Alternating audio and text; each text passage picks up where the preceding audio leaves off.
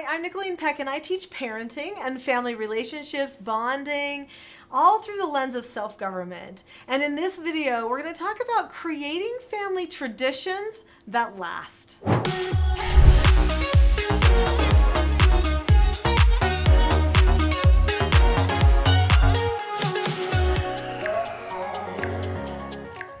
I was raised in a family that was big on family traditions, and I mean big, and they had a huge impact on me. In this video, I'm going to talk about family traditions and what kinds of things truly had a lasting effect and what I'm seeing now generations later, and also going to talk about 5 things that happen to a family when you've got some really great family traditions.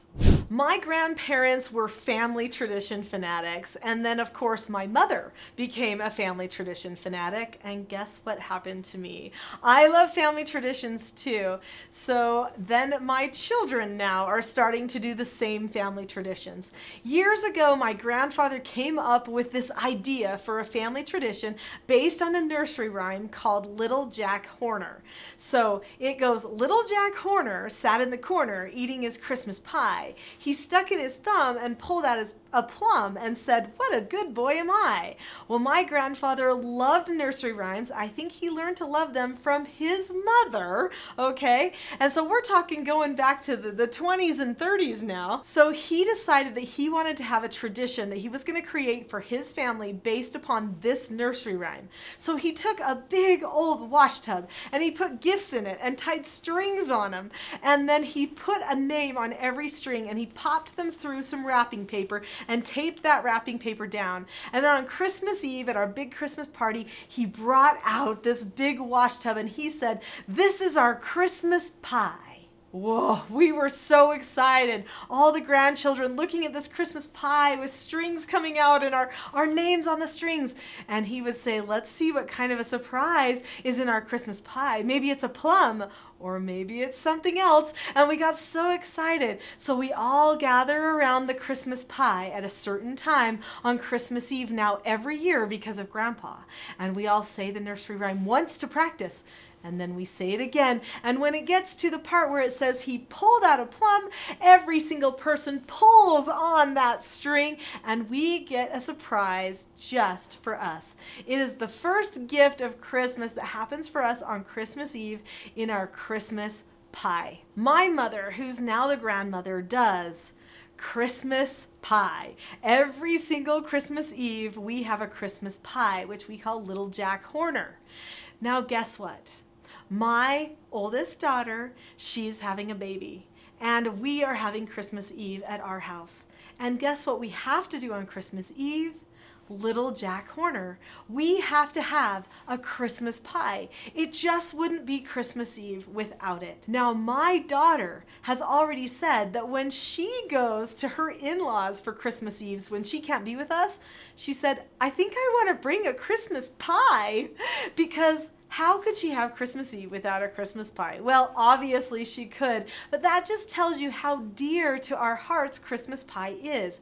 But there are many other traditions. We also have kettle gifts that happen on Christmas Eve. After we bang our kettle, we put our pot or pan under the tree, and Santa, in his time continuum, on his way back to the North Pole, brings us an extra gift that we can wake up in the morning and play with. These were all special traditions that were created by my grandparents and my parents. So my mother created the kettle gifts with a friend of hers because she kept hiding presents for Christmas and she would find them after Christmas and didn't know how to give them to us. So she thought that would be the best idea. And of course, in our family, I have always done kettle gifts, and my daughter now does them for her family as well. What a beautiful thing traditions are. They truly transform us. They bring excitement to our lives. They turn us into different people. So I would like to talk to you about some of the 5 key ways that traditions transform us and why we want to keep good traditions alive.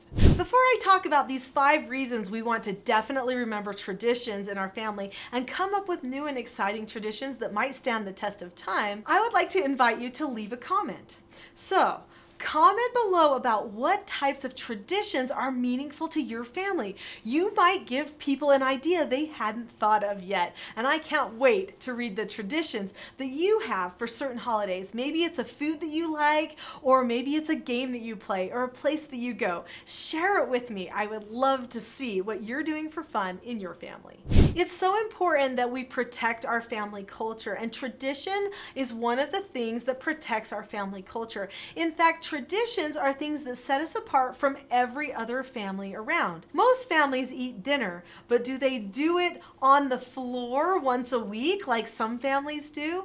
Right? Most families do fun things together, but is there a certain day of the week that is designated for their family activity time no matter what? Well, then you have a tradition. Is there something that mom or dad always do on the first day of school every year? That's a tradition. Is there a certain word that dad says every Sunday afternoon when he's sitting down to dinner? That's a tradition. These are the things that make our family cultures special. So even though we might think there's some oddities that are in our family, just remember those little odd moments or things that other families don't do, even though they might make us a little awkward, also make us very, very special. Family traditions give us bonding to the people around us now and the people forever. Think, my grandfather, who's been gone now for quite some time, there are loads of families now, grandchildren and great-grandchildren, who are now doing Christmas pie every single year because of him. They are bonded and connected to him and his legacy, and their children are bonding to them and creating a new legacy for their family. This connection is deep and strong. It helps us connect not only to the people and the fun memories, but also to their wisdom and their ways. We can learn from their examples and the way they live their lives if we've also learned to love their traditions. Their traditions make them real people to us. So then, when we want to learn wisdom and we look back at maybe their journals, we are ready to accept the wisdom they have to share with us. And I've got to say, in this day and age, we absolutely are not looking at the wisdom from the past as much as we ought to. Our children need that historical wisdom, those values, in order to weather these days, which are so full of new ideas that nobody knows who they are anymore. Another thing that family traditions do is they help us love family time. We look forward to family time when we know that there's something special just about that time that nobody else in the world will ever have. Maybe it's a quirky song like my great-grandmother used to sing every time we saw her. Or maybe it's a specific treat that grandma always has on hand. I had one grandmother who always had butter cookies. It was just a tradition. All the grandchildren would come over and she would open a big tin of butter cookies and we could all have as many butter cookies as we wanted. That was grandma's way of creating a memory about her for us. So we loved to go see grandma because she was going to give us butter cookies. We loved to go see great grandma because she was going to sing about Nicky the Pum Pum Man. Who knows what that song is or where it came from, but it was from her era and it still stands the test of time today. Family traditions give us something to talk about. Do you think about that? When you're talking with people about your family and about your life, when you can talk about traditions, this is exciting, it's interesting, it's personal information that you can share with anybody. It's like shining a light to the world saying, well, this is what our family does for Christmas, or this is what we do at Easter time. This is something that we can talk about with other people, and it expresses our uniqueness, but also helps them know us just a little bit better. So when we have family traditions, which create a unique family culture, they also help us create bonding with people who are outside that culture because we have something new and interesting to share. Family traditions establish identity. So when we are connecting to people from the past, then and now, what that really means is that we are determining who we are. Who you come from always makes a difference in who you become. Now I know for some people maybe they think that's bad news because they don't necessarily like everything about the people that they came from. But try as you might, those people stick with you. They become part of you. Those experiences become who you are. Now, luckily, you can always create new traditions, especially if some of those traditions were not healthy or good for your future family. But remember, that even if you create new traditions, still part of you is hooked to some of those old things that happened in your family. It's your identity. So this is why you want to be very deliberate about the traditions that you share with your children or that you create for your children. Make traditions that are going to help them be proud of who they are, that are going to love who they are, that are going to know this is who my family is, this is what we believe, this is what we stand for. Those actually are the key components to a person's identity. Family traditions make family the best part of life. And don't we need that in society today? I don't know why families have gotten such a bad rap. I feel like there's this force trying to turn people against their families, trying to call families obstacles, things that need to be overcome, when in reality, the majority of families are still the safest place for a child to be raised. Those are still the people who love you more than anything, who will stand by you and support you when the things in life are falling apart. So when you create traditions for your family that create lasting memories, the message that drives home is that family's the best place. Those people are great. They care about me. I need to care about them. It gives us something greater than ourselves to care about. Isn't there enough selfishness for you? I know there is for me in the world. I see selfishness everywhere. People are always talking about what they want, what they got, what somebody did to them. That's all selfish talk. What about family?